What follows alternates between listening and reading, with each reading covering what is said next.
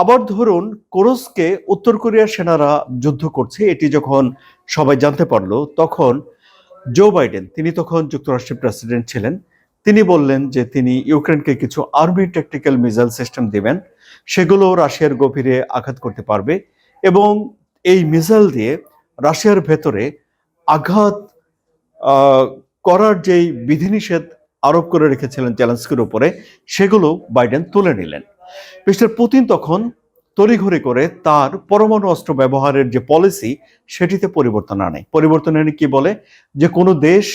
যদি ইউক্রেনকে ক্ষেপণাস্ত্র দেয়, যা দিয়ে ইউক্রেন রাশিয়াতে আক্রমণ করে, এবং যে দেশ ক্ষেপণাস্ত্র দিল সেই দেশ যদি পারমাণবিক শক্তিধর হয়, অস্ত্রধারী হয়, তাহলে